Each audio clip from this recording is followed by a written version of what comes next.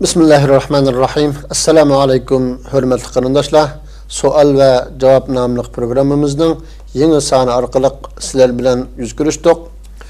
Programımızın aziz ve daimi mehmini Şarkı Türkistan Ulemalar Birliği'nin reis vekili Mahmudcan Damallam, riyasetçi men Abdülahad Ucat.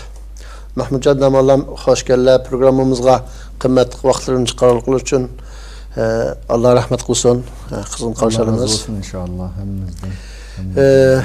Hürmetli televizyon çıkarımdaşlar, bugünkü programımızda din insanın fakat Allah bilen bende arasındaki münasebetke ve ibadetke alakadar işlerine has siyasi, ictimai ve dünyalık işlerine aralashmaslığı gerek diyen muşu qarash doğru mu? Oxşamagan ideya ve fikir ilgileri vatanning yani bizim Şarkı Türkistan'ın mustaqillik yolunda qandaq hamkorlashish kerak degan temalar haqida qisqacha to'xtalib o'tamiz. Hürmetli Damolam, programımızı başlasak. Birinci sual, yani yuqorida o'tgandek din insanın fakat Allah bilen bende arasındaki münasebetke ve ibadetke alakadar işlağılar, yani ruhi ibadetke yani manevi işlağılar has mu, siyasi, ictimai ve dünyalık işlerine aralashmaslığı gerek mi? Muşahakdam de kıskaça düşünce mesela bununla bizninki televizyon köygöçülden kelgen suallar bana muşahakta şuna buna özrünü sıratıma. Euzubillahimineşşeytanirracim. Bismillahirrahmanirrahim. Elhamdülillah ve salatu ve selamu ala Resulillah. Thumma amma ba'd. Esselamu aleyküm ve rahmetullahi ve berekatuh. Allah subhanahu ve ta'ala bu sohbetimizni bizning razılık üçün qilsin. Bizni haqni so'zlaydigan, haqqa amal qiladigan kishilarning qatoridan qilsin. To'g'rini so'zlashga Allah muvaffaq qilsin. Din insonninki faqat Allah bilan bo'lgan munosabatiga aloqador yoki ibodat kalam munosabatlik, undan boshqa kundalik hayotiga aloqasi yo'q yoki dunyo ishlariga, ijtimoiy siyosiy ishlarga aralashmaslik kerak degan bu qarash islom dunyosiga nisbatan yangidan uzun bo'lsa 150 yilni yoqi paydo bo'lgan bir qarash deyishga bo'ladi. Uningdan jiq bo'lmadi. Lekin bu qarash nereden kelib chiqqan? Musulmonning hayotida burun bormidi yo'qmidi desa, albatta bunda qarash yo'qdi. 150 yil, 200 yildan oldin musulmonlarning hayotida islom bilan musulmonning kundalik hayotida hech qanday munosabat yo'q. Faqat islom degan ibodat qilsa bir inson, musulmon masjidga kirib ibodatini qilsa, to'y-to'kin qilgan vaqtda ma'lum diniy ko'rsatmalarga amal qilsa bo'ldi. Uning boshqa hayotlarda, hayotiy ishlarda, mayli tijoratda, davlat boshqurishi, asosan yani islomninki shu ibodat qismi qilam. Meng'ishtirishi bular bilan dinning munosabati yo'q yoki dinning munosabati bo'lmasligi kerak degan bu ideya asosliq 150 yil, 200 yildan buyon bir qism Yevropada, G'arbda o'qigan ziyolilardan, G'arbda o'qigan ilm egillaridan shu yerdagi madaniyat qarashi, dinga bo'lgan qarash ta'sirlanib, shu sababdan bu islom dunyosida kelib chiqqan, maydonga kelgan. Bu G'arbda bu qarashninki, bu ideyaning maydonga kelishidagi asosiy sabab nima desa, birinchi Hristiyan dini bilan islom dinininki hayot qarashi o'xshamaydi. O'xshamaslik qaysi tarafda desa, birinchisi İsa alayhissalom Musa alayhissalom elib kelgan dinni mukammallashtirgan. Ve shundaqla o'zi qat'iy hokimiyat ishlariga İsa alayhissalom hayotida aralashmagan. Da'vat bilan shug'ullangan, to'g'rini yetkazgan. Hatta İncilninki ma'lum İncillarda kelgan Yahudilar İsa alayhissalomni sinash uchun shu chaqdagi podshoh bilan aralig'ida bir ziddiyat paydo qilish maqsadida Muşunda padişaha baj tölesak bolamdı. deb so'rgan vaqtda İsa alayhissalomninki sizlar podshohga berish tegishlikni podshohga beringlar.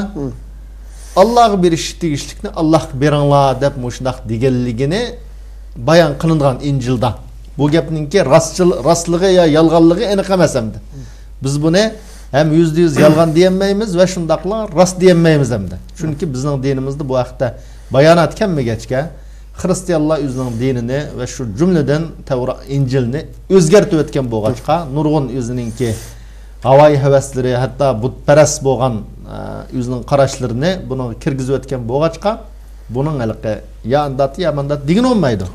Lekin Hristiyan dini nurg'un ishlarda siyosiy masalalarga xususan ilgirki davrda İsa alayhissalomning zamoni va uningdan keyingi zamonlarda bular ojizlikda yashagan, hokimiyat tutib bakmagan. Lekin keyin Rumliklar, ya'ni asli butparast bo'lgan Rum imperiyasi Hristiyan dinini qabul qilgandan keyin balkim 300 yil, 350 yildan keyin İsa alayhissalom ko'tarilib ketib, uningdan keyin hokimiyat bilan bu din birlashib, shuning bilan kuchlangan. Hokimiyat tutqanlar buni dinga e'tiqod qilganligi uchun nurg'un Hristiyan dini kuchlangan. Uning oldida shu desa, bular mayli Yahudilar tarafdan bo'lsin, mayli butparastlar tarafdan bo'lsin, qattiq ezilgan hokimiyat ishlariga uchun aralashanmagan. Bu islom dinining aksamida. Islom dini payg'ambarimiz kelib ham davlat qurgan, hokimiyat qurgan, ya'ni nurg'un ishni qilib bo'lgan edi. Ashundaq bo'lg'achqa Hristiyan dinini boshda hokimiyat tutqanlar Hristiyan diniga e'tiqod qilib, men zimindeki Allah'ninki vekili, Allah'ның ismi bilen hüküm yürgüzümen degan mush namda, mush davada hakimiyet tutkan ve şundakla bu poplar bilen, yani Hristiyan popları bilen başta hemkarlık olgan, vaqtning o'tishi bilan şu bu yerda ikki taraf arasida huquq ve şundakla mal dünya talışış körüşe başlangan endi. Mal dünya körüşe talışış başlanışı, huquq talışış meseleler tüpeyliden bu kenise bilen Hristiyan hakimiyet sahasıdaki bu iki taraf oturusdan nurg'un kurashlar meydana kelgan. Keyingi vaqtlarda bu o'zgartirilgan din bo'lg'achqa nurg'un taraqqiyot qarshi chiqqan. Ilmiy tajribalar orqali isbotlangan ilmiy haqiqatlarga qarshi chiqqan. Nurg'un olimlarni Hristiyan poplari ko'ydigan, o'ltagan. Bular xurofotlik bilan to'shab ketgan bu dinimni. Masalan, hammadan bo'ladi bu Hristiyan dini haqida o'qiganlar. Masalan, bular sukukul g'ufron deb ataydi. Kechirim qilish chaklari deb xalqqa kim pul versa, siz jannat kirdingiz demsa, bu sizning jannat kirish chekingiz deb chakta aqtirgan, har qanday bir xato ishni qilib qolgan odam kenisi kelib, popning yoniga kelib pul versa, shuning bilan bu pul orqali gunohlar afv qilinadigan, jannat kirishninki ochqusi mushu deb qaraladigan mushunda xurofotliklar, har xil ijtimoiy zulmlar mushunda ko'payganlik tufaylidan keyingi vaqtlarda yangi ilmiy kashfiyotlarni rad qilish, buni qarashtirish, ilm qarashtirish nurg'un qalayimqanchilik bo'lg'achqa Hristiyanlar ichida Martin Luther deydigan nurg'un islohotchilar chiqib, bu kanisaninki insonlar hayotidagi bo'layotgan zulmini to'xtatish lozim deb hatto ularning ichida oxirgi popninki uchi bilan eng oxirgi podshoni shu chaqdiki, ya'ni din bilan boshqarayotgan podshoni darg'asgan vaqtda shu chaqda xalq quturdi bularning zulmidan degan mushundaq qarashlarni o'ttirib qo'yish orqali bu yerda xalqning erkinligi kenisidan bo'lsin yoki ilahning ismi bilan deb hukm qilayotgan podsholar bo'lsin, bularningki zulmidan xalqni qutqizish uchun mush ikkilisini yo'qotib, zodi dinninki davlat boshqarish, hayotga aralashishdan iborat bu tarafini cho'qim yo'q qilish lozim degan fikrlar o'ttirib qo'yilib, shuningdan keyin barbara vaqtning o'tishi bilan jonlanib Fransiya inqilobining g'alba qilishi, keyin bu milliy davlatlarning qurilishi orqali Hristiyan dunyosi cho desa, aslida to'g'risi ularni o xato dinni tashlab to'g'ri tarafni izdishi, dinning to'g'ri tarafini tepişi lazımdı. Lekin bular çoğu asaslık ilhatlıkka, yani dinsizlikka. Dinsizlik yüzülünüp, şuna hazır Avrupalıda adette nurgun adamıldın sen dinge işenemsen dese, yak men dinge işenmeymen dep cevap berdi nurgulları. Nurgulları fakat bu dinning münasebeti şu toy qilgan vaqtda ya o'lgan vaqtda deb şuyagilam cheklab, uningdan boshqa ishlarga cho qat'iy aralashmasligi lozim degan nurg'un davlatlarda mush asosda qonunlar tuzilib, bugungi kunda hamda balkim o'zal 200 yildan buyon Fransiya inqilobi g'alaba qilgandan buyon mush qarash jonlanib, ya'ni bu din siyoset ishiga, davlat boshqarish ishiga, kishilarning ijtimoiy turmushi qat'iy aralashmaslik kerak degan bo'g'achqa, bu qonunlashtirilgan bo'g'achqa nurg'un davlatlarda bugungi kunda masalan akish bilan akishning to'y qilishi, xotin kishi bilan xotin kishining to'y qilishi, hatto ishchi bilan ya eshak bilan to'y qilish, mushuning hammasi nurg'un davlatda bu qonunliq bir ishga aylanib qolgan bugungi kunda. Buning manbasi nereden kelib chiqdi? Xristian dini asli buni cheklaydi. Hatta o'zgartirilgan Xristian dini buni cheklaydi. Lekin bular cho desa, bizga ayda mutlaq erkinlik lozim. Dinning bizga hayotimizni qat'iy kirish haqqi yo'q degan mush da'vo bilan cho desa, ashundaq inson tabiatimi uni qat'iy qabul qilinmaydigan sog'lom bir inson. Qabul qilinmaydigan ashunda ishti bilan to'y qildigan yo hayvonlar bilan to'y qildigan, yemek ichmakdimi zodi har xil har qanday narsani yeydigan, ichadigan mushundaq bir fasatchilik, mushundaq bir vaziyat nereden kelib chiqdi desa, din insonninki faqat ibodat ishlarga, to'y-to'y murosimi ya o'lim jinoza ishlarga aralashish lozim, aralashmayli. Uningdan boshqa insonning ijtimoiy hayoti qat'iy aralashmaslik kerak degan mushu natijadan kelib chiqdi. Bu natijadan kelib chiqishiga sabab bo'lgan narsa o'zgartirilgan din va shundaqla dinning nomi bilan mayli kanisadan bo'lsin, mayli hokimiyat tutgan shu chog'dagi podsholarning qo'li orqali bo'lsin, xalq qilingan zulm, xalq qilingan dafsandichilik, xalqning mol-mulkini xohlagancha talon-taroj qilib elib olish, mushularning hammasi shu mush natijani keltirib chiqargan. İslamga bunun bir o'xshash tarafi bormi desa, albatta islomga qat'iy bunun o'xshaydigan tarafi yo'q, islom diniga. Lekin mushuna bilan hamda bizning yaqindan biri, mayli vatanimizning o'zida kommunizmning zulmi va shundaqli kommunizmning ta'siri bilan ta'sirlangan ilm egillari, shuning maktablaridan ta'sirlangan ilm egillarininki iddisida va shundaqla chet ellarda har qaysi Yevropada olsun, u ham bu yerda o'qigan bir qism Uyg'urlarning iddisidimi mushundaq bir iddia paydo bo'lib, xuddi xalqninki mustamligida qilishi, taraqqiy qilinmasligi, masalan, mushularning hammasi xuddi dindak, mushunda ko'rib qilib, qachoniki mushu din kishilarning hayotidan yiroq bo'lsa, din kishilarning hayotiga alohida ta'sir ko'rsatmasa, balkim biz mustaqil bo'lishimiz mumkin-da, balkim u bo'lishimiz mumkin-da, bu bo'lishimiz mumkin-da degan qarash mushadin kelib chiqig'liq hamdi. Bulumi shu, masalan, İslam dünyasına kirgan vaqtda bu fikir ikki xilga bo'linib, birisi masalan faqat mulhidlik, mesela Allah'ını inkar qilish, yana biri Allah var ama bu yani Allah bo'lgan bilan bu bandalarninki Allah'ning aloqasi faqat ibodat yoki shundaq masalalardan bo'ldi, lekin faqat siyosatga, ijtimoiy bu hayotlik ishlarga aralashmaslik kerak deb ma xildikisi fikir bakroq islom dunyosiga tarqab, undan keyin chunki bizning vatanimizga ziyolilar ya u bo'lininkimizga masalan siz degandek mush fikr yamrab kirib, nima uchun bunda ayrilgan desa, chunki islom dunyosida kiriblam masalan bu din degan ziyonliq, bu din tashlash desa, uni hech kim qabul qilmaydi. Asosi 99% adam faqat dinsizlik tashviq qilish shu. Uning qarish turdi, uni qabul qilmaydi. Buni go'zal ko'rsatish, chiroyli ko'rsatish uchun bu prinsipni, yo'q, tamam, siz namozingizni o'qisangiz o'qing. Yoki to'y qilganda nikoh qilsangiz qiling. Lekin davlat ishiga bu din aralashsa, mana bunda bizning islom dunyosidagi xaroblik mushadin kelib chiqadi. Qarang, Yevropaga. Bular hech qanday ishga, davlat ishlariga, siyosat ishlariga din aralashtirmagan bo'g'ashqa, shu ashuna gullandi, taraqqiy qildi. Islom dunyosi shu desa, bu din musha hokimiyatga aralashib olib, shu sababdan musulmonlar taraqqiy qilmadi mana degan ma'yusunda ya bizning vatan desak, masalan bizning vatanni xalq musulmon bo'lg'achqa Xitoyning mustamlikasi qoldi.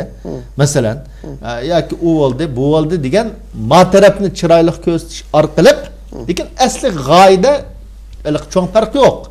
Lekin faqat dinsizlik chaqasa xalq qabul qilmaydigan bir fikrga aylanib qolgan bo'lg'achqa, ondan yo'q, dinga e'tiqod qilsak bo'ladi. Lekin din faqat ibodat bilan cheklanish lozim. Kishilarning ijtimoiy, siyosiy hayotiga bo'lgan ta'sirini kesish lozim degan qarashni bir tarafdan musulmonlarni bir aldash, musulmonlarni mush yangi iddia, yangi fikriga qanoatlantirish.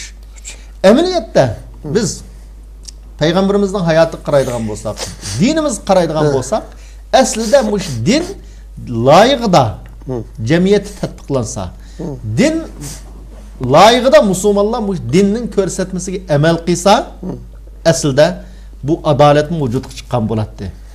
Zulm albatta yo'qolgan bo'ladi. Kishilarning ijtimoiy o'zaro munosabatlari nihoyat go'zal bo'lgan bo'ladi. Lekin bu yerda siyosiy tarafdan islom dunyosi zulm bormi yo'qmi desa albatta bor. İctimai tarafdan zulm bormi yo'qmi desa albatta bor. Kishilarning mol-mulkini davlat nomi bilan bo'lsin, ya din nomi bilan bo'lsin, bulash bormi yo'qmi desa albatta bor. Lekin bularning hammasini islom dini uni qabul qilgan dinmi masalan desa, yo'q, albatta islom dini buningdan xoli. Lekin musulmonninki xatoligi xuddi bu yerda dinninki xatoligidek tasavvur qilinib, yoki hokimiyat ustidikilinki. Shu sababdan kelib chiqqanimda. Biz Qur'oni Karim qaraydigan bo'lsak, din aslida cho desa umumiy din bu. Musulmonning kundalik hayotiga uxlashidan tortib, o'g'inishidan tortib, to'y qilishidan tortib, tug'ilgandan tortib o'lgichilik cho mush musulmonning hayotiga ma'lum hukmi va ma'lum qarashini bayon qilgan din bu. Alloh Qur'oni Karimda va ma arsalnaka illa rahmatan lil alamin. Ey Muhammad sallallohu alayhi va sallam, biz sizlarni butun dunyoga rahmat qilib avatdik dedi. Mush butun dunyo deganning qatida albatta eng birinchi bo'lib inson bor. Hayvonot bor. Zamin bor, davlat bor, hamma narsa bor. Hamma narsaga bu din asl rahmat din bu. Şu Peygamberimiz ne dedi dese, "İza qataltum fa ahsinul qitla." Hatta sizlar bir qo'y bo'g'izlasangiz, chiroyli yaxshi bo'g'izlangiz deydi. Eng tuvan ish qo'ymush o. Hatta sizlar qo'y bo'g'izlasangiz, pichig'alni obdan bilib bo'g'izlangiz deydi masalan. Gal pichaq bilan hayvonni qishnamanglar deydi. Hatta bir daraxt tikib qo'ysangiz, manda savab bo'ladi deb mujna ko'rsatgan din bu. Nurg'un oyatda ya ayyuhallazina amanu udkhulu fis-silmi kaffa. Sizlar bu dinga umumiylik kiringlar. Bu dinga ba'zisiga amal qilib, ba'zisiga amal qilmaydigan manda din emas bu. Qur'oni Karimga biz Qur'oni Karimning prinsipi qaraydigan bo'lsak, Qur'oni Karim o'zgaradigan ishlarni, insonlarning hayotidagi o'zgaradigan ishlarni umum bayon qilgan. Shuning qatoridan masalan hokimiyatni qandoq saylash masalalari, masalan davlatdagi mol-mulkni qandoq taqitish masalalari, iqtisodiy muomalalar, davlat xalqaro munosabatlar, bularning hammasida umum prinsip qo'yib qo'yganlik.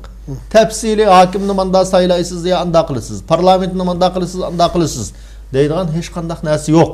Faqat umumiy bir adolat maqsad, shura maqsad. Umumiy kishilarning hayoti xotirjamlikka, kishilarning hayotini xotirjam qilish maqsad. Iqtisodni adolat bilan tarqitish maqsad. Muşunda umum prinsipini bayon qilgan. Lekin tafsilotga çok qat'iy kirmagan. Lekin ibodat masalalaridadir. Jo desa ibodatni tafsili bayon qilgan. Namozni manda o'qiysiz, hajni manda qilasiz, Ramazonni manda qilasiz, zakatni manda berasiz. Deb ibodat qismi qaraydigan bo'lsak, dinning nihoyatda tar doirada tafsili bayon qilingan. Muomalat qismi, davlat boshqarish qismlari umumiy asas prinsiplar o'tirib qo'yilgan. Lekin buning tafsilotini musulmonlar hayotning taraqqiy qilishi, dunyoning taraqqiy qilishi bilan nurg'un masalalarni saylash masalalari, masalan, nurg'un masalalarda har xil uslubni qo'llanib, lekin oxirgi natija shu, bu yerda adolatni vujudga chiqarish, kishilarning xotirjamligini vujudga chiqarish, mol-mulkni xohlagan odam, ya mayli hokimiyat egasi bo'lsin, mayli davlatdagi boy bo'lsin, davlatning mol-mulkini xohlagan dafsanda qilish, xohlagancha bulantaraj qilishni cheklash, mush prinsiplarni asas qilgan, mushning tayangan asosda musulmonlar qanday shaklda hokimiyat qo'sib bo'ladi.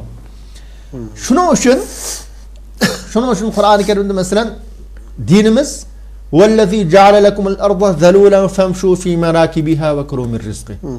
Mesela Hristiyanlık mesela ma'lum adamga çak verip günahını keçirdigan yoki ma'lum adamning ilmini rad qiladigan manda ish yo'q, qat'iy yo'q hamda. Ziminni Allah sizlarga bo'ysundirib berdi, bu ziminda qandaq tirishchanlik qilsanlik qilib, buningdan o'zingizning mol mulkini, o'zingizning rizqini tepib yanglab.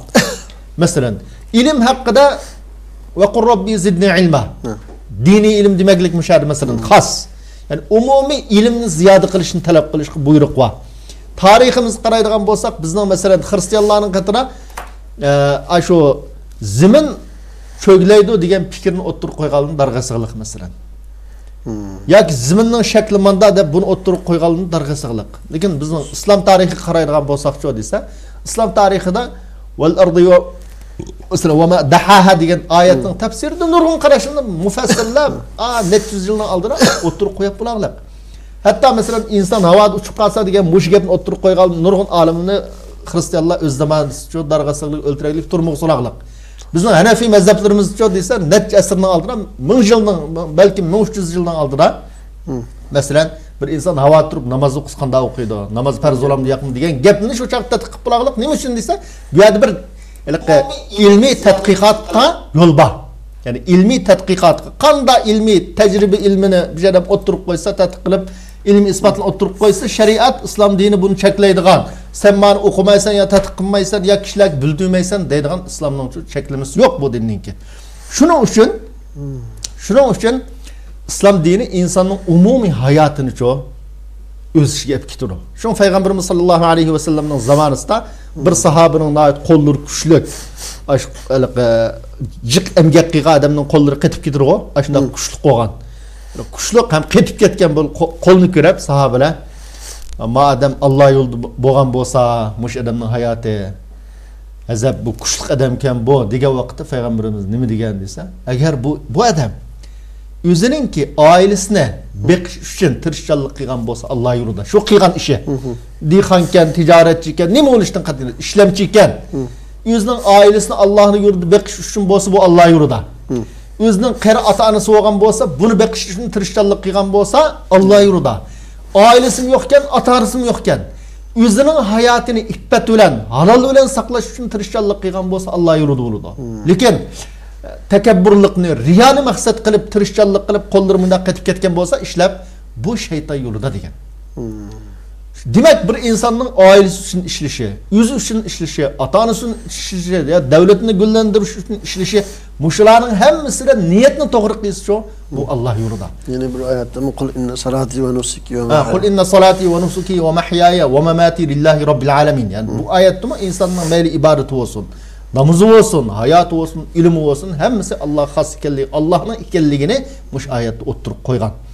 Shuning uchun bu yerda biz maqsadimiz nima desa, biz har qanday bir musulmon niyatini to'g'rilab, mayli dunyolik ish qilsin, dunyo tirishchanlik qilsin, o'qisin, tijorat qilsin, masalan, yoki bir yerda ishlasin, nima ish qilsa, dunyolik ish qilsin, Allohning roziligini umid qilib, niyat qilib qilsa ekan hamma odam. Mush orqali dunyolik ishlardimi savob mukofotga erishib jannatga kirsa ekan degandan boshqa maqsad yo'q, umid yo'q bu yerda. Hamma odamning, hamma musulmonninki, men musulmon degan odam o'zining hayotini shariatga to'g'rilab, yashab, nima ish qilayotgan bo'lsa, mush orqali jannat kirsa ekan degan umid bilan qilamiz hamda. Hali bakadan baka munosibatsiz ishlarda bu dinning ma'lum taraflarini rad qilib masalan, xuddi Yahudi Nasaralardak. Yahudi Nasaralar haqida afatu'minuna bi ba'dil kitabi va takfuruna bi ba'd. Sizlar bu dinning ba'zilariga ishonib, ba'zilariga ishonmamsizlar, kafir bo'lamsizlar deb ularni so'kdi. Mushunday qilganlarga Allohning la'natining bo'ldiganligini Alloh subhanahu va taolo o'ttirib qo'ydi. Shuning uchun bizmi-chi desa, xalqimizdan kim bo'lishdan qat'iy nazar, nima ish qilayotgan bo'lishdan qat'iy nazar, hamma odamchi o'zining niyatini to'g'rilab, nima ish qilsa, hatto payg'ambarimiz bir hadisda bir inson o'zining ayoli bilan munosabat o'tkazsa, mushuning sadaqaning savobi bo'ldi degan. Sahobalar qo'yib, ya Rasululloh, bu qanday gap, o'zining bir inson o'zining shahvatini ado qilsa, buning ajri bo'lamdi desa, haromni qilgan bo'lsa gunoh bo'lamdi yo'qmi? Halolni qo'ygan bo'lg'achqa savob bo'ladi, sadaqa bo'ladi degan. Hamma odam alqim niyatini to'g'rilab, dinni to'g'ri bir tushunib, o'zining nima ish qilayotgan bo'lishdan qat'iy nazar, shariatga uyg'un bir yashab, shu orqali Allohning roziligiga erishib jannatga kirsa degan bilan chaqiriq qilamiz. Matirib uçuklandı hem de bu soğanınki ikinci bir kısmına karışsak onu mu közünü yirak kılıp olmaydı o. Bu soğan soğuçumu belki şunu maksat kambırışı mümkün. Hem de bu mesela din fakat şu ibadet yani ruhaniyet tarafıyla alakalık şununla meşgul bulaş gerek. Bunda boğandıkidin bu mesela Müslümanlar ama yani dindar kısımdakiler ama biz siyaset kılımız, yani devlet kurumuz o bu degen nesile alaşması gerek. Buna kılanmaydı o. Degendek şundak bir düşünce var. Yani bunun kanda karaylamdı mesela bunu ba uçuklaş lazım da karayma. Biz her kandak bir Müslüman bizning asosli manbaimiz nima desa Qur'oni Karim. Peygamberimiz sallallohu alayhi ve sellem'ninki hayati. Sünnetleri Müslümanның manbasi. Şunun için her bir Müslüman özünün mesuliyetini tunish lazım. İbn Teymiyye rahimahullah Risaletul-Ubudiyye deb bir risalesi var. Muş kitabida Müslümanның mesuliyeti yani muş ibadet nimelerni öz ichiga oladi. Yani ibadet fakat bu namaz mescid kirib namaz o'qish masalan insonning ruhiy aloqasilami yoki nimelarni öz ichiga oladi degan mush mavzu haqida to'xtalib tabiiy holda Alloh subhanahu va taolo Qur'oni Karimda payg'ambarimiz sunnat orqali farz qilgan ibodatlar tabiiy bu ibadet. Bunu ado qilish lozim bir musulmon. Buningdan sirt yani ibadet bormi yo'qmi degan vaqtda nurg'un tafsilotini bayon qilib mushahda musulmonninki Alloh istig'for talab qilgani, duo qilgani masalan bularning hammasi ibodat. Musulmonning ota-onasiga yaxshilik qilishi, musulmonninki oilasiga yaxshilik qilishi, davlatga yaxshilik qilishi bularning hammasi ibodat deb kelib, mushuning qatoridan-chu musulmonning zulmiga qarshi turishi, munkar yani xato ish qarshi turishi, yaxshi ishga buyurishi, Alloh yo'lida jihad qilishi, mushularning hammasi ibodat degan. Shuning uchun biz musulmon bo'lish sifatimiz bilan biz zolim qarshi turishni ibodat deb bilamiz. Besivelengan ziminni qo'l zolimdan tatib elishni shu yo'lda jihad qilishni ibodat deb bilamiz. Bu haqqimizni hech qanday bir odamningki bunu qilmasangiz o'ltisiz. Deyish haqqi yo'q. Deyish haqqi yo'q. Asholu bir qilibdimi? Musulmonlar azod qilinmaydi deganlar ayda deganlar bo'lsa, menimcha Uyg'urlarning qatorida odam yo'qdi deyman. Ayda deganlar bo'lsa bir azod qilib, mana biz azod qildik ma vatanni, Sharq Turkistonni. Aqalsangiz necha vaqtni yoq dinning gapini qilib azod qilinmagan desa, u chaqda uning javob bermas. Uning javob bermas. Lekin hozircha hammamiz o'xshash kimida. Unda deganlar bir oldimizda mengib 2 kilometr masalan azod qilib biz ham ya biz yezini ya uyini azod qildik ma vatanninki. Shu siz dinning gapini qilmoqchimi? Dinning gapini qilganlar azod qilinmaydi degan benimiz yo'q.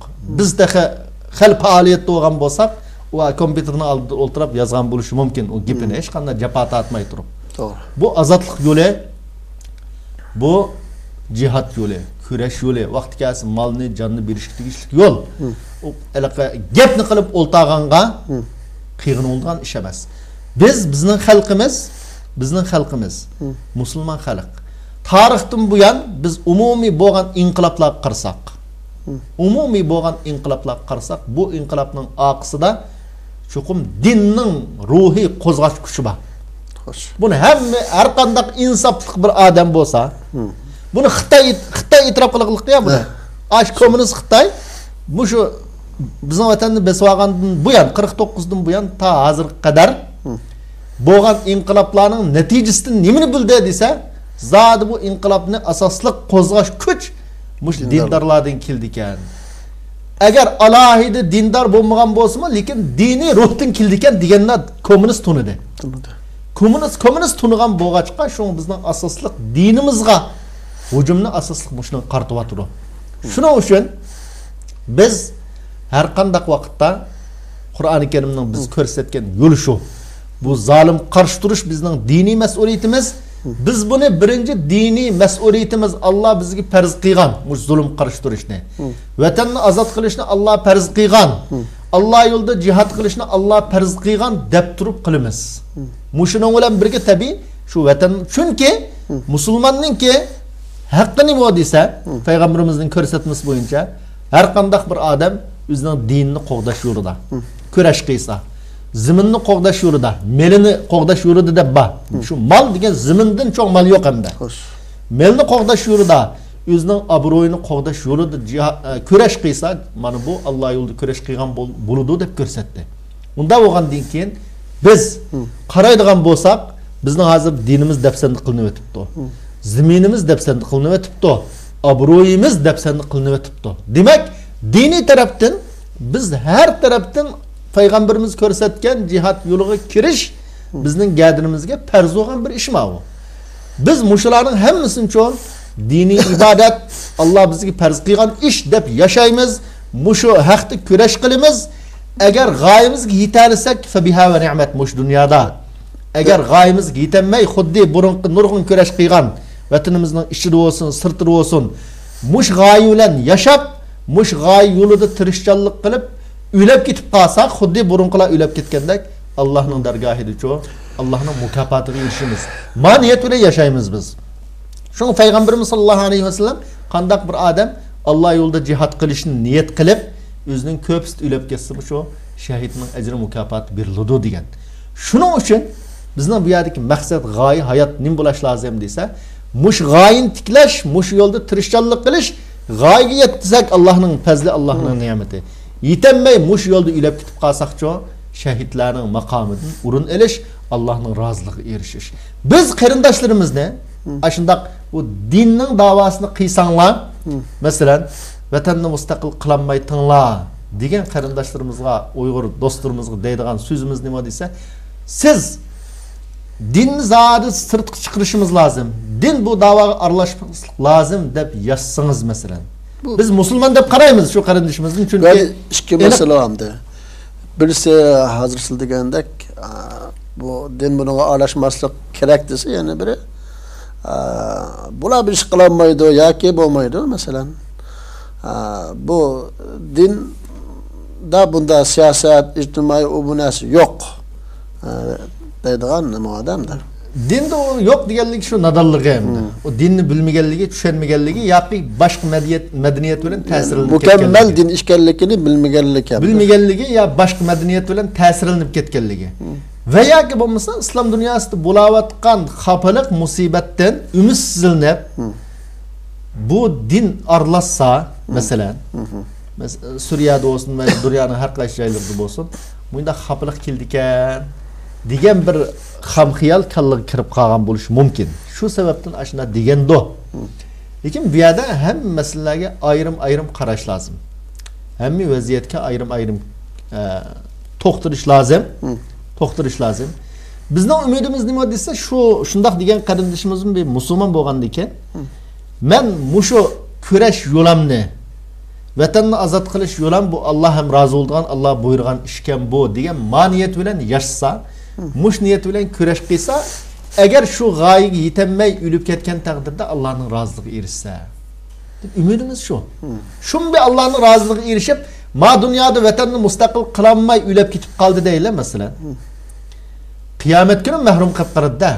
Agar dinni chetga qayirayotgan taqdirda, dinning mening hayotimga yo davlatni mustaqil qilish, kurash hayotim qat'iy munosabati yo'q degan ma tushuncha bilan yashab, mustaqil Allohning fazli bilan tirishchanlik bilan xalqaro vaziyatning mushuning bir tayyor bo'lishi bilan vatanimiz mustaqil bo'lsa qo'yma, dunyodan bo'lsa azroq bir nimaga maqsadga yetdi, g'oyaga yetdi deb tasavvur qilili. Agar unda bo'lanmay o'lib ketib qolsa desa, oxiratdan mahrum qoladi endi baka. Uningdan biz ma dunyoda foydalanmagan taqdirdimi, yoki dunyoda g'oyaga yetilmagan taqdirdimi, qiyomat kuni Allohning dargohida, Allohning huzurida bir Allohning roziligiga erishgan mush qarindishimiz, bir Turkistonlik, bir o'zini men musulmon deydigan odam bo'lgandan keyin, shu iddiyadik odamlimi, Allohning roziligiga erishgan. Undaq demeymi? Bu din aralashmaslik kerak, bu demeymi? Kurashni qiyin bo'ladi. Bizning xalqimiz musulmon xalq, dunyoning hammasi uni biladi. Biz adam voy men xristian bo'lib ketdim, masalan Uyg'urdan biz chiqib hozir. Men xristian mana. Men sizning diginingni qilma. Mening vatanimni mustaqil qilib beringlar desa masalan. Bir kishim qilib bermaydi, sen xristian bo'lsa ham ma'qul deb. Chunki ashular biladi. Ashular bizning xalqning musulmonligini, musulmon bo'lganlikdan izlayotganligini, bu musulmon xalqni yana Allohu akbar degan shuar o'yg'ita oladiganligi, harakatlantira oladiganligini ashular biladi. Obdan biladi. Bularning nurg'un tadqiqotlari bor. Musulmonlarni zor Qur'on o'yg'itadi. Musulmonlarni Allohu akbar shuari o'yg'itadi deb shu islom dunyosini besib olgan vaqtda nurg'un maqsadlar, g'oyalar shu musulmonning hayotidan Qur'onni ayirish, ya'ni musulmonning hayotidan dinning ta'sirini yo'qotishga shular kuchaqliq nurg'un davlatlar Hindistonni besib olgan vaqtda nurg'un ishlar bulag'liq, Ahmadiyya firqasini shular paydo qilganlik masalan.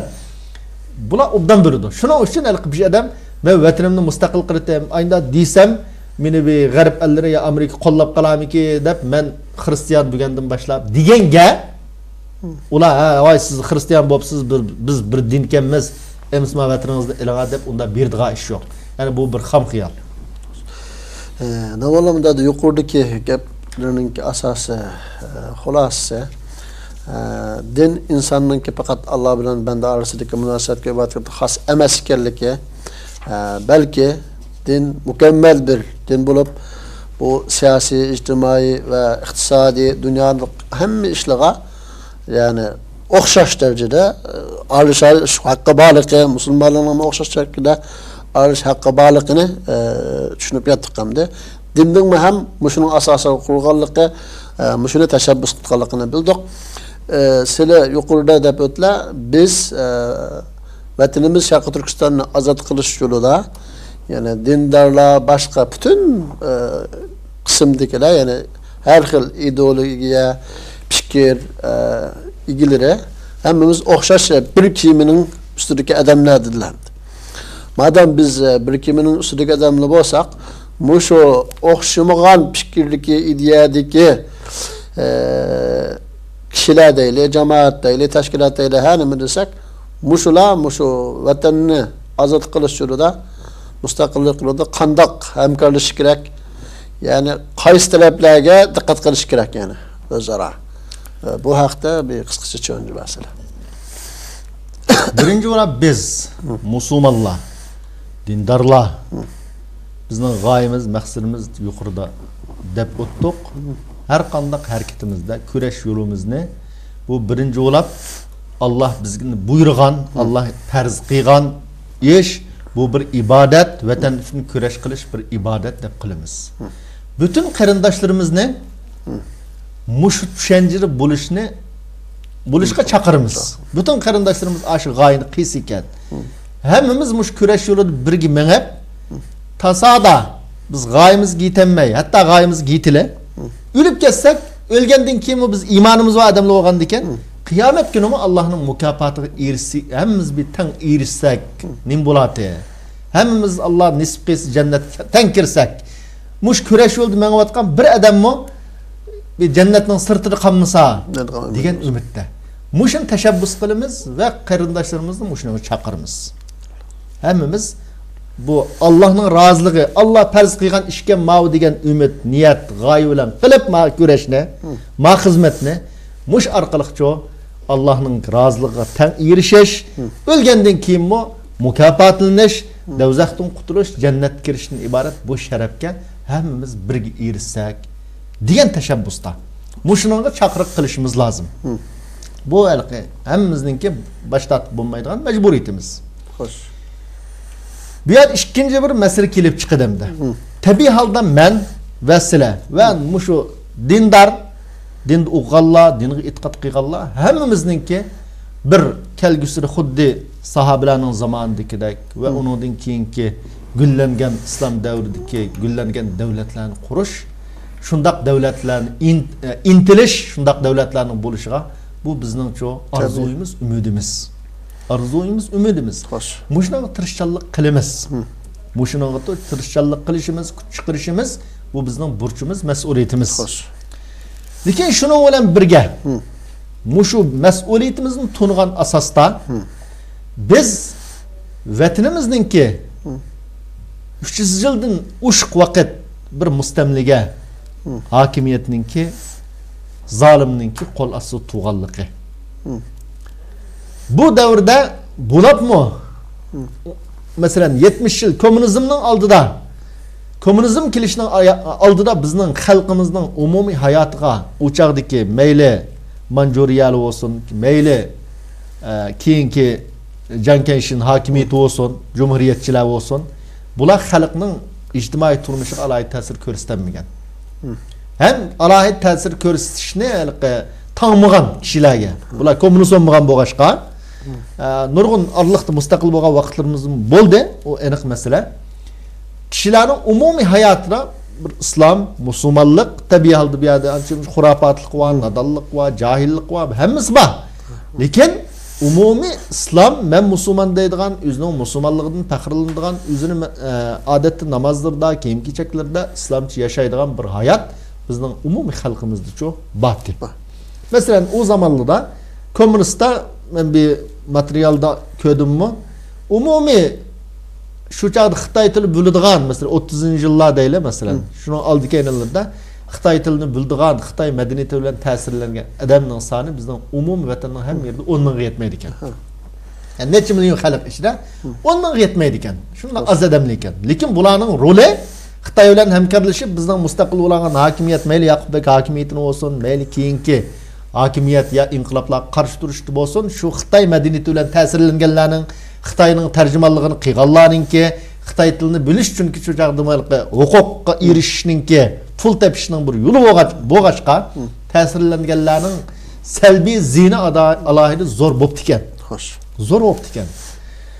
Keyin hamda kommunist bosqandan keyin qanday vaziyat shakllandi desa, bu Xitoy davlatininki gullanishi, taraqqiy qilishi, pul tepishi, xalqaro kuchga nurg'un imtiyozga ega bo'lishi bu yerda majburiy ma'arif deb majburiy ma'arifni yo'l qo'yish orqali ammi ballarni kichigidan tortib shu dinsizlikqa tashviq qilish, bu dinning zini, din degan apyon, din degan xalqni zaharlaydigan narsa, o'chi bo'chi deb mushuna qalaymiqan tashviqotlar bilan bizning xalqimizning ishidan, vatanning ishida nurg'un xalqni bu dinni tunimaydigan, tunusimi yoki to'g'ri tunimaydigan, xato tunaydigan mushundaq bir xil holatga ekib qo'ydi. Bu xalqimizning sonimi bu avay bir manchilik odam degan bo'lmaydi. Nurg'un odam bor. Hozir Xitoy bilan bugungi kunda bo'lsin, buni 10 yil burun bo'lsin, Xitoy bilan hamkorlashib, Xitoyning xizmatini qilib, mayli saqchilar ishidan bo'lsin, mayli yozuvchilar ishidan bo'lsin, mayli har qaysi sohadagi davlatni idora qilish yanılar bizning Uyg'ur xalqining qo'li bilan bo'ldi. Nurg'un ishlardi. Turmoq kiris urib xalqni iqror qildigan shu Uyg'urlar. Masalan. Demak bu yerda o'zini 5 yil 6 yildan oldida o'zini men musulmon deysizmi, lekin islomninki hayotida qat'iy ta'siri yo'q. O ibodatda yo'q, muomalatda yo'q, harom, aroq sharobda ham yerda bor. Mushundan nurg'un xalq varmi bu yerda. Bo'libmi ma keyingi kunda 5 yilni ya Xitoyning asosli kuchab qilayotgan ish nima desa, xalqni dinsizlashtirish. Nurg'un harom xato ishlarni inkor qilishga, ya'ni harom ishlarni qilishga majburlash, halol ishlardan cheklashga bularni majburlash, mushundaq bir vaziyatda yashayapmiz endi. Mushundaq bir vaziyatda dindor bo'lish suhbatimiz bilan chet eldagi yoki vatandagi hech qanday bir odamningki men shu bir davlat qurmanki, ya bu dinga e'tiqod qilmaydiganlar yoki harom ishni qildiganlar ya bu davlatda o'lidi yoki hayot yashayman desa, men sizgan siziq bo'yicha yashash lozim. Bo'lmasa men buni qilich bilan ya miltiq bilan ya tapancha bilan etib o'ltirman deydigan iddiada bo'lish yoki bundaq fikr qilish bu dinimizning ruhiy zid ishimdir. Dinimiz kishilarni o'ltirish uchun, kishilarni zo'rlab, turmuqqa solab, qijnab, ma dinga e'tiqod qilsan, ma dinning hukmi bilan yashaysan deb unda zo'rlashga kelgan din emas. Biz payg'ambarimizningki hayoti qaraydigan bo'lsak, islom da'vatining taraqqiyoti, gullanishiga qaraydigan bo'lsak, mushunda bo'lgan endi. Mushunda bo'lgandan bizning mas'uliyatimiz nima? Desa, cho'qim bu xalqni shu necha yil kommunizmning shu zulm qilishi, majburlashi bilan dindan majbur jiroqlashtirilgan, dinni tunimas qilib o'tilgan bir bechora xalq hamda. Bu xalq uchun nurg'un vaqt bu dinning haqiqatini tunutishga biz buyurilamiz diniy tarafdan. Dinning haqiqatini tunutishimiz lozim. Bu vatandagi kelgusidagi ishlar Allohning fazli bilan vatanimizni qo'lga olsak, cho'qim xalqqa bu dinning to'g'ri tarafini tunutish, kommunizmninki bu xalqqa sağan zulmini paş qilish, rasvo qilish, kommunizmning naqadar bir kesal afet ekanligini xalq tunutish bu ahli ilmlarninki, ustozlarning majburiyati, mas'uliyati. Chet elda cho'amda, chet elda mustaqillik yo'lida harakat qilayotgan tashkilotlar qarta iddiamiz yoki yo'linishimiz nima bo'lishi lozim desa, tabiiy holda biz yuqoridek hamma odam Allohning roziligini izlasa, mush orqali g'oyaga yetsak, ulab ketsakmi jannatga tankirsak degan umidda. Lekin hamma odamning bu xil tushuncha kelishi balkim oson emas. Ya nurg'un siyosiy ta'siri va turayotgan davlatlarning ta'siri va dunyo vaziyatining ta'siri va nurg'un ishlar bor.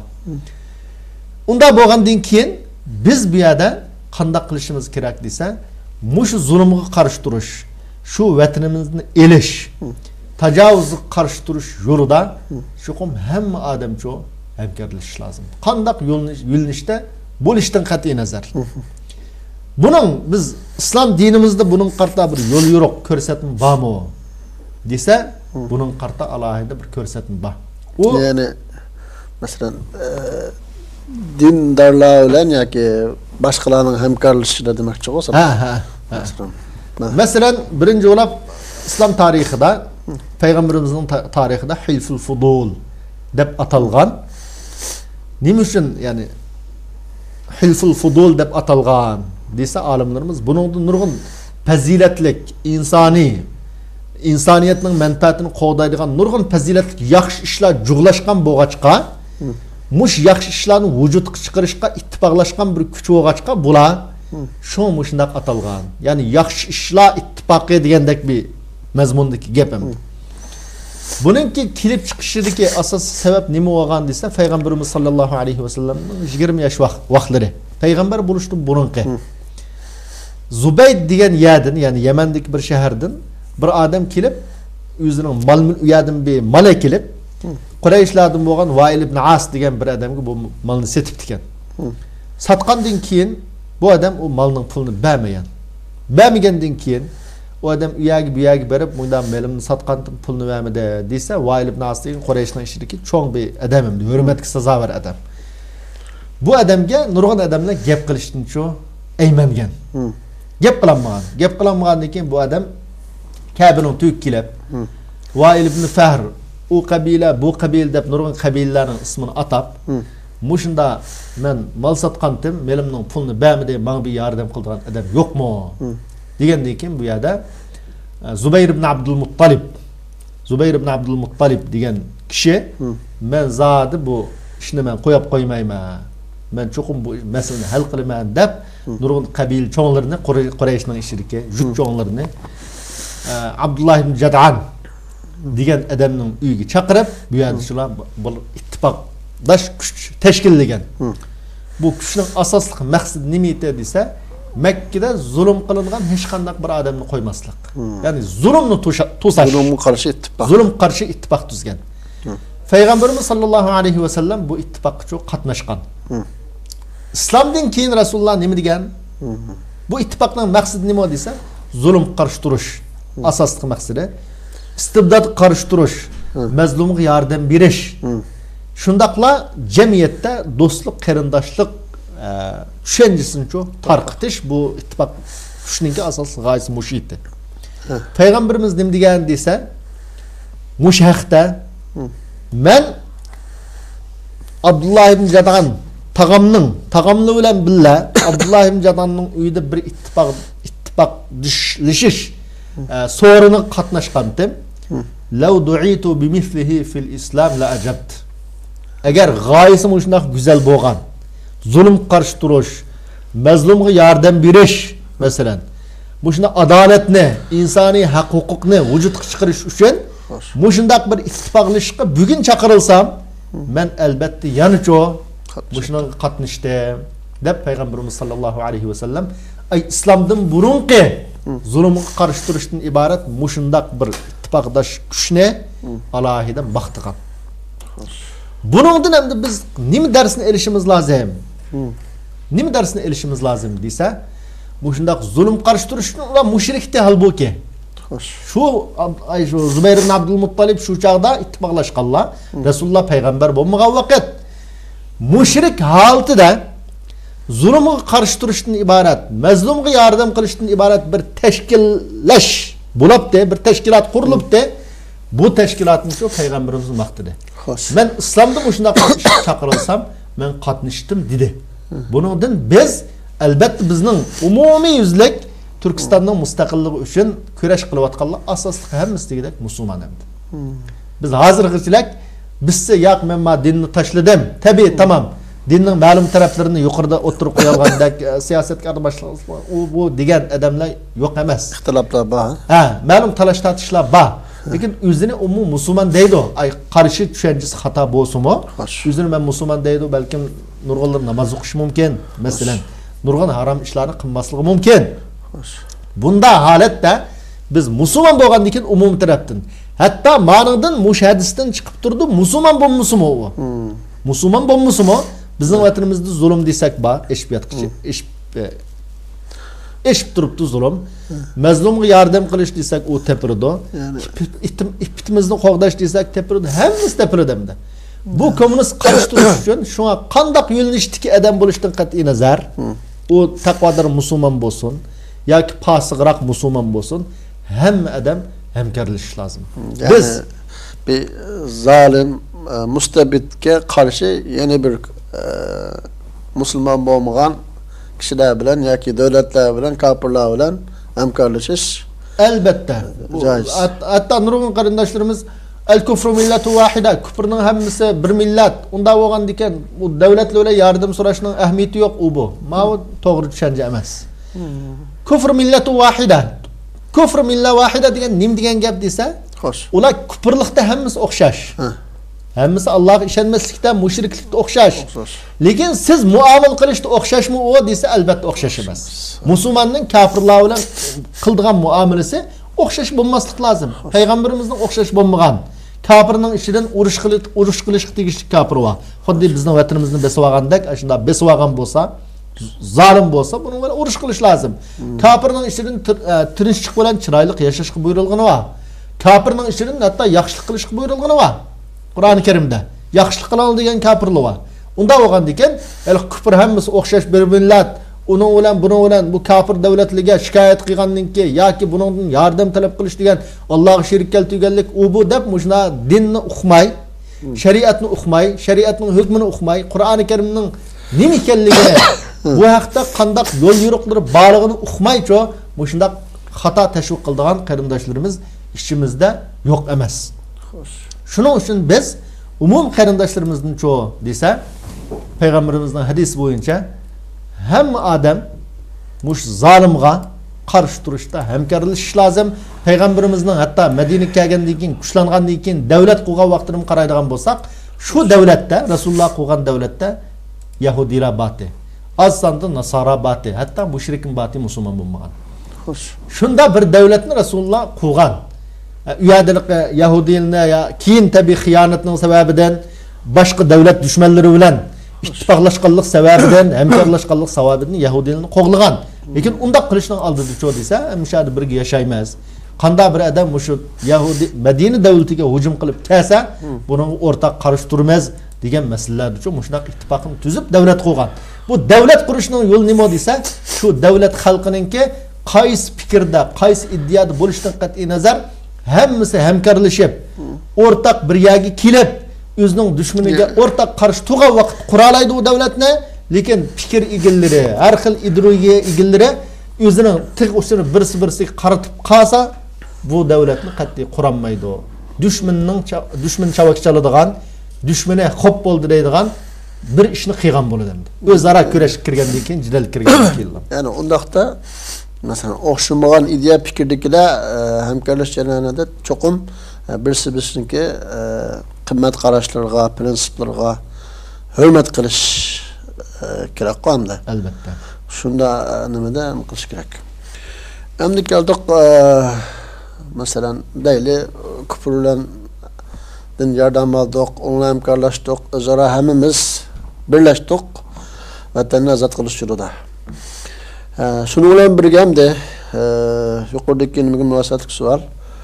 Vatanını müstakil kılış yolunda Şarkı Türkistan degan isimden, bayrağımızdan ve başka kıymet kalaşlarımızdan. Nauzubillah bazı kişilerin degandek yani ben Hristiyan bulaşkırazı, ulaşkı bulaşkırazı degandek gaplarga o'xshash masalan bu dindan voz kechishga bu shunda yuqoridagi narsalardan voz kechish mumkinmi yani vatan azod qilish yo'lida ayda biz men bayrog'imdan uni qila olaymi deb shunda dash haqqimiz bormi yoki buning hukmi nima bu yerda bir asosli hamma bizning da'vo yo'ldagi qarindoshlarimiz mayli shaxsiy bo'lsin tashkilot bo'lsin aniq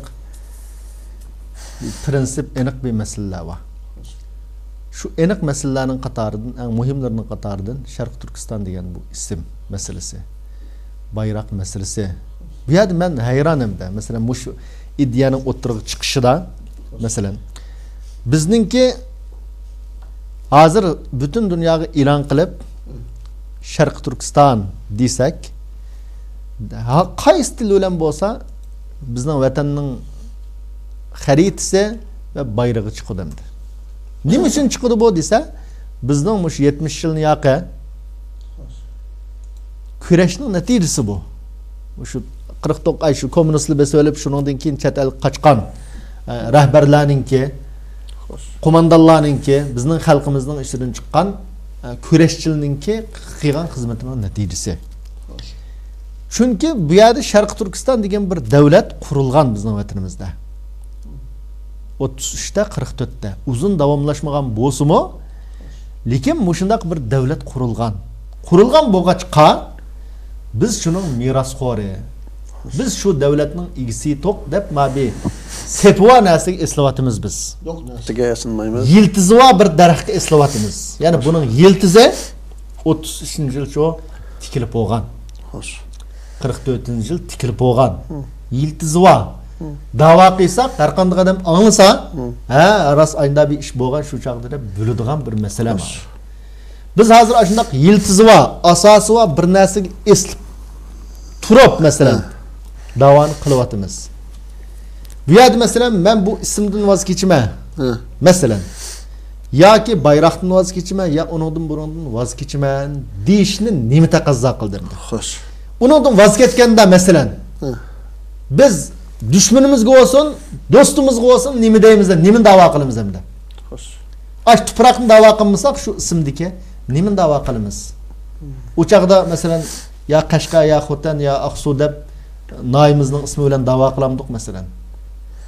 Ya Uyg'ur deb da'vo qilamdik masalan. Xo'sh. Bu yerda masala biz tarixiy bizning ilgirki qo'mondonlarimiz mush vatanning mustaqillik yo'lida tikib ketgan daraxt var. Mağan yol var. Tülügen kan bedel var. Tülügen bedel var. Bunu hürmet qilish lazım. Xo'sh. Hiç kişim bizga manda bir gap bo'lsa mesela deylamdi. Mesela hazır Rusya mesela, Amerika, o bu devletler, çoğun devletler birleşip mesela aşonun qarshi bo'yicha magi. Şarkı Türkistan desanlar Rusya qo'pab bizning achchig'imiz kelib qoladi.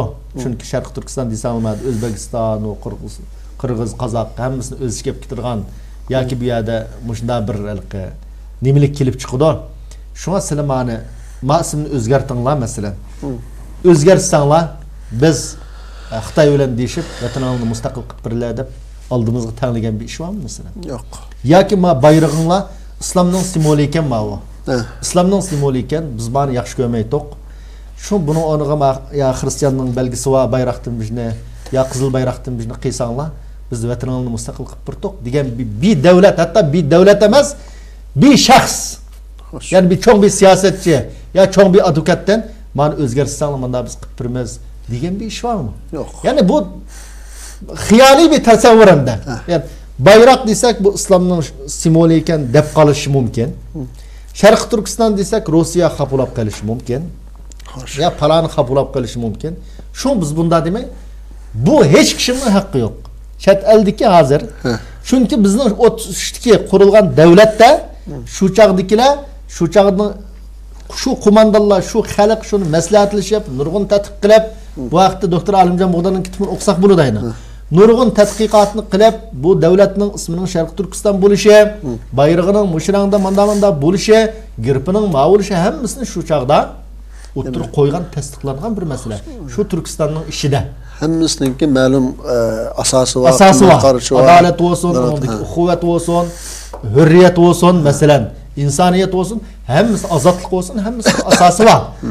Shu chaqdagi xalq saylagan, inqilob qilgan qo'mondonlar xalqning birlashishi bilan e'lon qilingan bir davlat bu. Ham shu mustaqillik yo'lida qon to'kkan, badal to'lagan odamning mushayada bor. Hammasi shu yerda bor. Shular qoldirgan bir meros bu. Biz bu chet elda turib, u vatanimizning bir yizsa ya bir uygimi dastimay turib, 1 kilometr yerini olmay turib, chet elda turib, uçaqdaki bayroqni biz qo'pa bu islom bayrog'i emas. Bizning bayrog'imiz ma'u deb boshqa bayroq ko'tarib yursa. Ya'ni biz qo'pa bu islom simvoli ekan, bu bayroq deb qoldi ekan boshqalar. Shuning uchun bu bayroqni o'zgartirsak bo'ladi deydi. Hech kimning bunday haqqi yo'q. Bu kimning haqqi desa, shu biz vatanimizni mustaqil qilgan vaqtda. Vatanimizni mustaqil qilgan vaqtda shu chaqda saylam o'tkazdik, parlament saylandi. Shu chaqda kelib o'ltirib andan shu xalqning vakillari xuddi 33 bo'lgandek. Shu chaqda kelib o'ltirib andan ma vatanning ismini o'zgartirsak ularni qanda. Nurg'un talashlar bo'ldi ekan. Ya Rossiya unday ekan, ya bu falan bunday ekan. Deb shu chaqda maslahat qilib, shu chaqda shularning qarori bilan bir taraf bo'lsa, aynda qilamiz desa, mavsad aqlga uyg'un hamda. Xo'sh. Yani şu çağda xalq şu vatan mustaqil bo'lgan vaqtda nimani qaror qilsa, biz shuni qilamiz. Dish bu aqlga ham qonun nimaga uyg'un gap. Xo'sh. Lekin chet elda turib hech nima yo'q.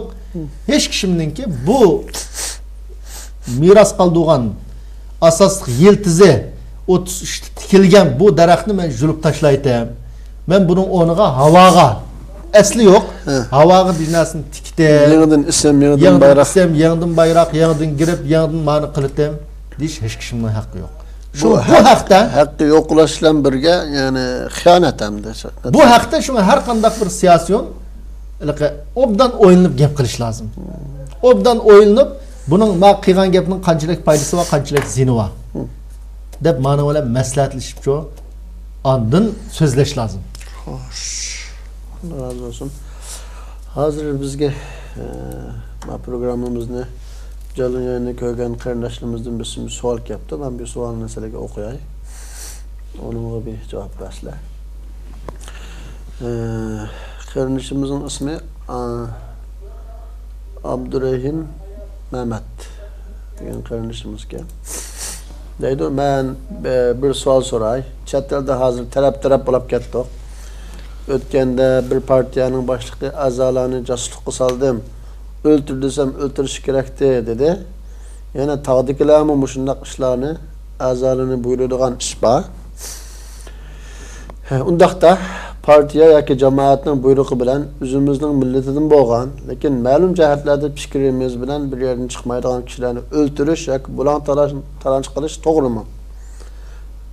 Debdi.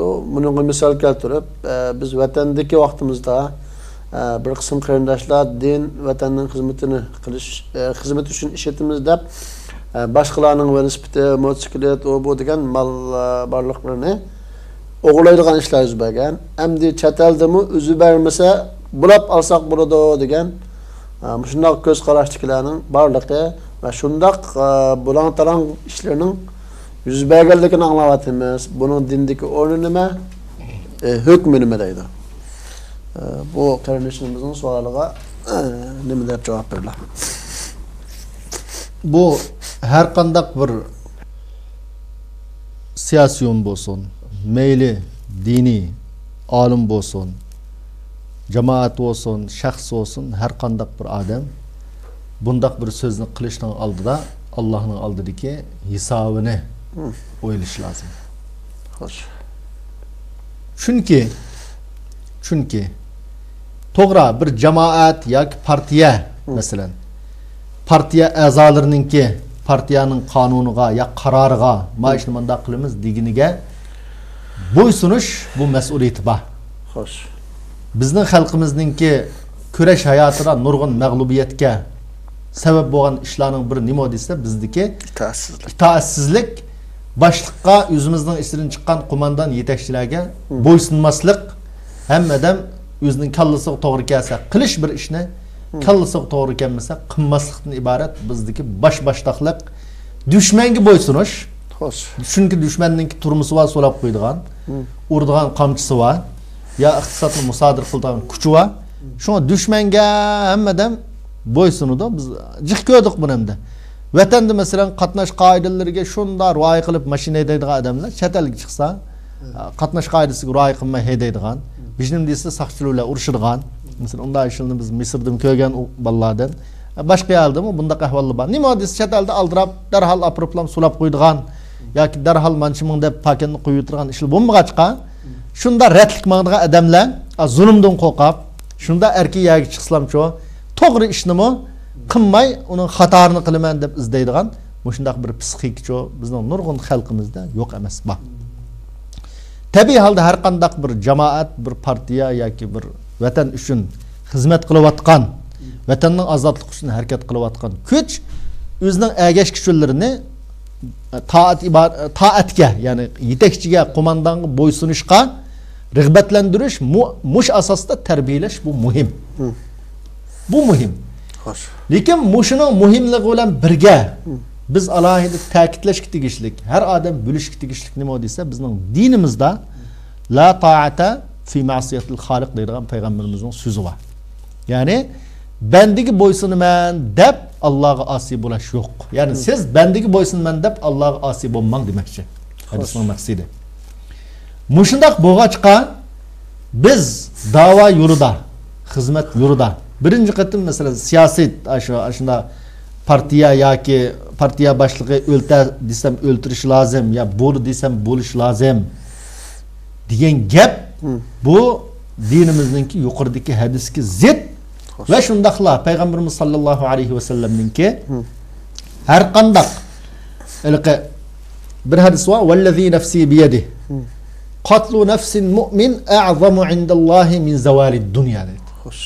Yani bir musulmonni mening nafsim o zatning quldi bo'lgan Alloh bilan qasam payg'ambarimiz deydi. Bir mu'minni o'ltirish Allohning dargohida dunyoning yo'qolib ketgandan cho eg'ar buning oqibati, buning musibati deb mushnaq deglik ham. Xo'sh. Mushundaq aniq yo'l yuriq tursa payg'ambarimiz sollallohu alayhi vasallamningki yana bir hadisda unsur akhaka zaliman aw mazluman. Sen qarindishingga zolim bo'lsin, mazlum bo'lsin yordam ber. Degan vaqt sahobalar qo'pab, mazlum bo'lsin o yordam berami ya Rasululloh? Zolim bo'lsa qanday yordam berman desa, sen uning qo'lini zulmdan tusuvasan, shu yordam berganliging. Biz hozir ma gap orqali shu qarindoshlarimizni zulmdan tosmoqchi. Hech kishimningki Uyg'ur xalqining ichida kurash yo'lida fikri, iddisi o'xshamaganlikdan ya u partiyada ya u jamoatda bo'lmaganlikdan yana birisini o'ltirish haqqi yo'q. Uning mol mulkini musodir qilish haqqi yo'q yoki bulash haqqi yo'q. Ig'ir jinoyat bu. Mol mulkni elish yoki bulash hammasi ig'ir jinoyat. Payg'ambarimiz sollallohu alayhi vasallam kullul muslimi alal muslimi haramun damuhu va maluhu va irduhu. Her qandaq musulmanның yana bir musulmanga tövendeki işlerinin hammasi haram deydi. Yani bununla tecavüz qilishning o'zi haram, eg'ir jinoyatni qilganlik deydi. Birincisi nima desa bunun qini. Yani musulmanның qinini qat'iy to'kashga bo'lmaydi. İkincisi melini bulash qat'iy bo'lmaydi. Obro'yin to'kashga qat'iy bo'lmaydi deb payg'ambarimiz cheklagan buningdan. Kur'an-ı Kerim'de وَمَنْ يَقْتُلْ مُؤْمِنًا مُتَعَمِّدًا فَجَزَاؤُهُ جَهَنَّمْ خَالِدًا فِيهَا وَغَضِبَ اللّٰهُ عَلَيْهِ وَلَعَنَهُ وَأَعَدَّ لَهُ عَذَابًا عَظِيمًا. Qandaq bir adam bir müminni qasdan o'ltirsa, qo'mondan buyruq qildi deblam o'ltasa. Bundaq adamga Allohning la'nati bo'ladi deydi. Buning jazosi nima desa, jazosi davzaxni mangu qilish. Davzaxni mangu qilish Allohning la'nati. Buningdan ig'ir jinoyat. Davzaxni mangu qildi ekan, shuning bilan birga Allohning la'nati qildi ekan. Allohning g'azabi qildi ekan. Va g'adiballohu alayhi va la'ana. Valanki o ishni qilish uchun savobga erishib jannatga kirmoqchi o'zininki. Mavu har qanday odam ig'ir o'ylanib deydigan ish, o'ylanib mangdigan yo'l. Bizning yaqin tariximizga qaraydigan bo'lsak, 98 da O'rta Osiyoda va shundaqli Pokistonda bu ishlar yuz bergan. Partiya buyurdi. Mavu biz ma demokratchi yoki o'chiti, bo'chiti deb, ya islomchiti deb, mushu men demokratchi, men islomchi degan mush ikki guruh o'ttirsida talashda shulabcho partiya buyurgan deb O'rta Osiyoda uylab ketgan qarindoshlarimiz va Pokistonliklardan shu voqeada o'lganlar va bizning Turkistonlik, Sharq Turkistonliklardan shu ig'ir yorilinib hayot qolganlar va. Demak, bu beshimizdan o'tgan bir tragediya. Buning zinini ta bugungacha tatib kelyapmiz. Bugungacha tatib kelyapmiz. Shuning uchun har qanday mayli tashkilot bo'lsin, jamoat bo'lsin, kim bo'lishdan qat'iy nazar biz agash kuchlarimizni, umumiy xalqimizni tarbiyalashga tegishli muhim nuqta nima desa, har qanday bir Sharq Turkistonlikninki mush kurash yo'lidagi u nimichi bo'lsin, uning ideologiyasi, fikri nim bo'lishdan qat'iy nazar buning melig'i tegish harom, qenig'i tegish harom, buning obro'yi tegish harom degan asosda tarbiyalashimiz lozim biz xalqimizdan. Buningdan boshqa yo'lning hammasi islomga zid. Jihad qilaman degan nom bilan bo'lsin, vatanni ozod qilaman degan nom bilan bo'lsin, hammasi o'g'irlik, vulonchilik. Buningdan boshqa narsa emas.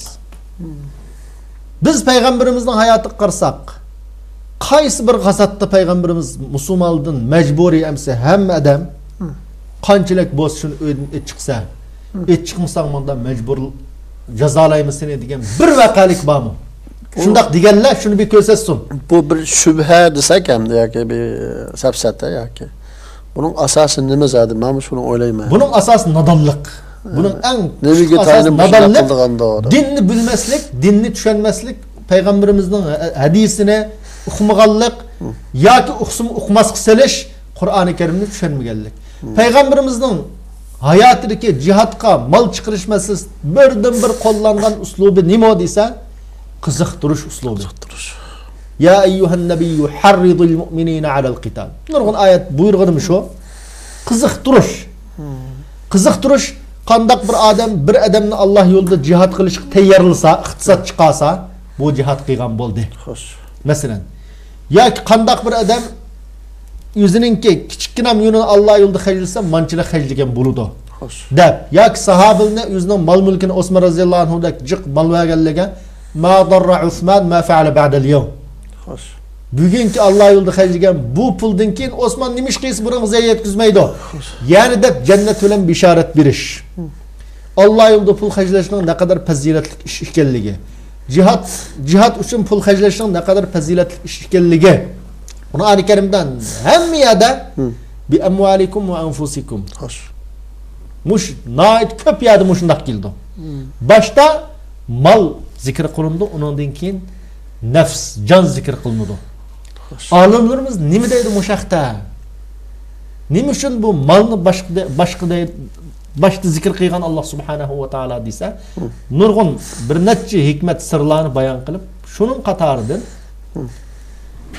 Alloh subhanahu va taolo yuqorida biz o'tirib qo'yganda hamma musulmonning fazilatli yaxshi ishda hamkorlashishini, hamma musulmonning jannatga kirishini yaxshi ko'rdi.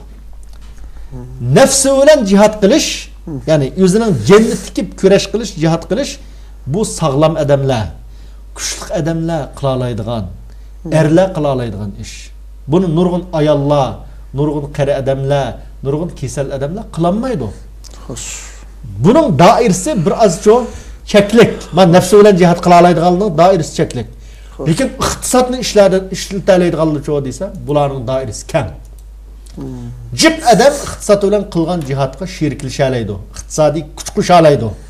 Qari olsun qo'shalaydi, kasal olsun qo'shalaydi, ayol kishi olsun qo'shalaydi. Har qanday adam qo'lda iqtisod bo'lsamcho, bu jihodga his qo'shalaydi.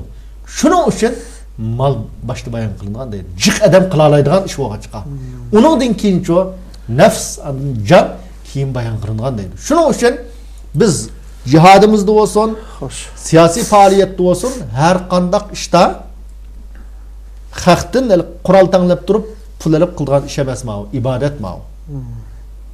Unda qilish bizda majbur emas qomda. G'oya sog'lom bo'lish kerak va shundaqla vosita sog'lom bo'lish kerak. Musulmonning yo'li bu. Biz Yahudi emas.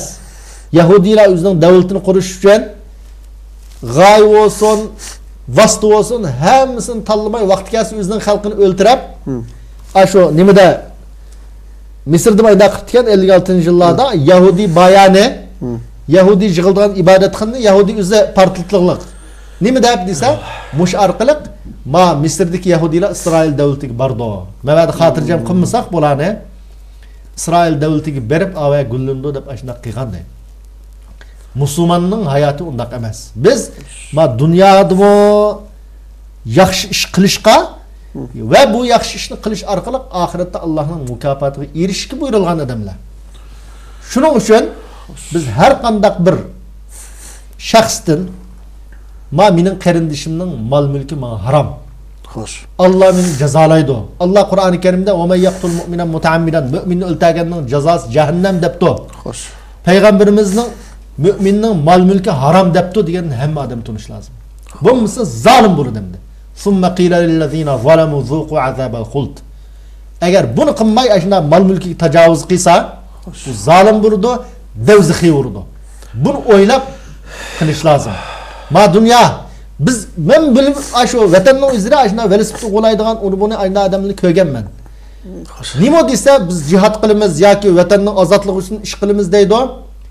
Velosiped o'g'ilgan yoki xalqningki motorlarini o'g'ilgan, do'konlarni o'g'ilgandan keyin qanday bo'lgan? Desa motor yo'q, motor olgan. Kostyumning notisini kiydigan, tamoqning notisini yeydigan bo'lgan. Ayna adamni keraklik biz. Vatan nurg'ildir ashna bulaqliq. Allah yurda ish qilamiz deb bulanchilik qilinglar bizning o'zimizning xalqining ishidan. Keyin uning turmush o'zgariglik hamda. Turmush o'zgariglik, turmush yaxshi bulaqliq hamda. O'zining do'stlarini obdan mehmon qildigan bulaqliq. Chat eldimi-cho, hoziralqa nurg'un iqtisodiy tarafdan qilinib qolgan odamni yo'q emas. Har sohada. Bu-cho gapning uchiqini qilganda balkim bir bana bu. Xo'sh, jon baqishning bir yo'li. Jihad qilish uchun bermagandan keyin bo'lsak bo'ladi deydi, pulni oladi, bulaydi, undan keyin cho'qim uning hayoti o'zgardi. Xo'sh. Ashuna ahvol yaqindimi bo'ldi, bizmi uqdiq. Ya'ni ashunda aldamchilik bilan pulni elab, undan keyin mashina olgan, uni qilgan, buni qilgan, bu shunday ahvollarni qo'ymichilik qilib turib angladik. Shu ishga duch kelganlidim. Xo'sh. Demak, o'zimizningki ozg'ina vaqtlik go'zal turmushini deb yoki jihodni bana qilib turib katta bir ibodatni bulanchilik qilish, jihodni bana qilib turib xalqningki fikrimiz o'xshamaganligi uchun uni qanday to'ksak bo'ladi deb tashviq qilish, bularning hammasi islom shariati qattiq cheklagan, davlat bo'lgan bo'lsa islom shariatining qattiq jazolaydigan masalalar. Lekin ma dunyoda qutulib qolgan bilan oxiratda bundan qutulish mumkin emas. Allah subhanahu wa ta'alaning hisobi cho nayt ig'ir. Payg'ambarimizning yana bir hadisida kishilarning o'ttirisida eng boshda ayriladigan narsa nima desa qon degan. Xo'sh. Hukm qilinadigan ish qaysi desa qon degan payg'ambarimiz. Shuning uchun qon masalasi, mol masalasi musulmonning oddiy kichik masala emas. Shuning uchun har qanday odam bu shunday ishni qilganlar bo'lsa tavba qilish lozim. Mushna xiyolni qilganlar bo'lsa darhol bu xiyoldan yenib Allohga istig'for talab qilish lozim. Mayli u shaxs bo'lsin, tashkilot bo'lsin, jamoat bo'lsin. Bulanchilik qilish o'zaro mol mulkini bulash, odam o'ldirish bu shariat cheklagan, harom qilgan, Alloh davzax bilan tahdid solgan, Alloh mening g'azabim ashundaq kishilarga bo'ladi degan masala. Odatda kichik masala emas. Shunga hammaylar bundaq iddia, bundaq fikrdan cho xoli bo'lish lozim. Buni qilmaymi, kurashni qiyg'ini bo'ladi. Buni qilmaymi, xizmatni qiyg'ini bo'ladi. O'zimizning qarindoshlarini o'ltirman demaymi xizmat qilsak bo'ldi ya. Mesela vatanning ozodligi uchun yana xalqimizni shu jamoat ya partiya a'zolarini taatga bo'ysunishga, rahbarlik bo'ysunishga yetaklasak, shu asos tarbiyalasak bo'ladi emasmi? Shu tarbiyalash bilan birga, lekin biz yo'ldan chiqqan bo'lsak, Başını qilmaysiz jima deyishni unutish lozim. Bo'lmasa Daesh bilan nimpaq va hammadan Daeshni tillaydi masalan. Boshqa uni buni tillaydi. Kommunist bilan nimpaq va. O'xshash. Kommunist shu o'zining diga yerikanmagan o'zining dushmanlarini o'ltirdi. Daesh o'zining fikri bilan fikrlanmagan o fikrini qabul qilmaganini o'ltadi. Biz qo'pab endi shunda o'ltadi desam o'ltirish lozim, chap desam chapish lozim. Deb qo'pqin tursak, endi yana biz qo'pab bu jihad qilish uchun pulni bermagandan uni elib majburiy bo'lab qiysak bo'ladi desak, u kommunist bilan nimpaqi, Daesh bilan nimpaqi, buni obda o'ylash lozim. Rahmat davomlajim. Alloh razı olsun, vaqtma berib qoldi. Hamshatni ko'tayli. Allah razı olsun, Allah to'g'rini so'zlashga nasib qilsin. To'g'ri bo'lgan bo'lsa, xalqimizning qabul qilishini, xato bo'lgan bo'lsa, tanbih berishini umid qilamiz. Alloh hammadan razı olsun. Yani ahirda eskartib o'tsak, bu savol va javob programmamiz haqida so'raydigan qanday savol bo'lsa, ekranda chiqqan nomerga arası buldu. Yoki biz bilan bevosita aloqalashsa, fikrim bo'lsa, yani biz her zaman onunga javob berishga tayyor. Hurmatli qarindoshlar, shuning bilan bugungi savol va javob nomli programmamiz oxirlashdi. Yana kelar hafta ko'rishmak umidi bilan hammanglarni Alloh taologa topshirdim. Xayr, xo'sh, omon bo'linglar. Assalomu alaykum va rahmatullohi va barakatuh.